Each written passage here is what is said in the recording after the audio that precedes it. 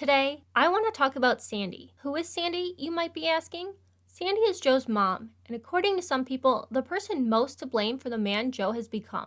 But is she? Is it really her fault that Joe has spent his adult life stalking and abducting and killing? Well, let's explore her character to try and answer that. We aren't shown much of Joe's mom. We never see her in the present day, only in flashbacks. But through these flashbacks, we get a look at Joe's childhood and his relationship with his mother. It's clear that his mother was a victim of domestic violence, and Joe is a witness to this, often hiding in a closet while his mother is being abused, and sometimes being the victim of abuse himself. He sticks close to his mom, accompanying her on trips to the grocery store, where he's left on his own for hours as his mom leaves with the man she's picked up. At first glance, through the eyes of a younger Joe, it seems like neglect, but in reality, she's not just running off with men for fun, she's likely sleeping with these men for money to fund her and her son's escape from the violence that awaits them at home. When the abuse worsens, she tells Joe to pack a bag, as she plans for them to make a run for it, but when she comes home with the man who will get them out of town, Joe refuses to leave, thinking it would just be the two of them. She appears to make him leave with her, but they end up returning once again, as victims of abuse sometimes do,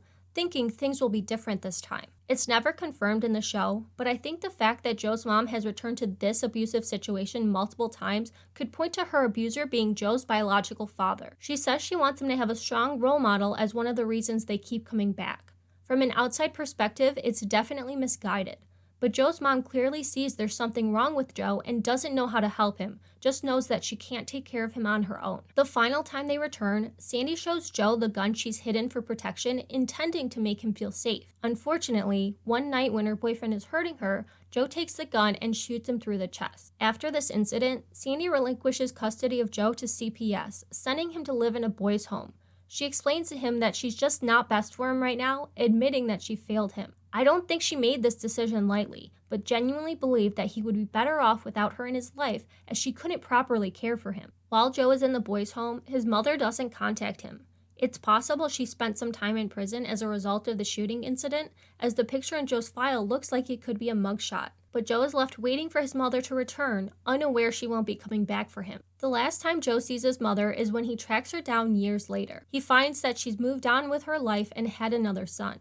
He asks her if she hates him for what he did and questions what's wrong with him. She reassures him that she knows he tries so hard to be good, and when he asks why she left him at the boys' home, she admits that she just made too many mistakes. She tells him that even though she loved him and still loves him, she was hurting him too, and adds, "Sometimes we need to start over, Joey, completely." This experience clearly added to Joe's trauma. To feel as though his mother discarded him and started over with a new son wounded him deeply. His early life experiences with his mother greatly shaped who he is. But does that make his mother responsible for the monster he's become? I say no. His mother was a victim, and she blamed herself for what Joe went through, believing she was at fault for what was wrong with him and thinking he would be better off without her in his life, making the same decision to leave his life and start over as Joe did with Henry, believing it was in their son's best interest. She made mistakes and misguided decisions, but that doesn't mean she bears blame for who Joe is today. It's interesting that his mother is most often blamed, with only rare mention of the abuse that Joe suffered at the hands of his father or Mooney,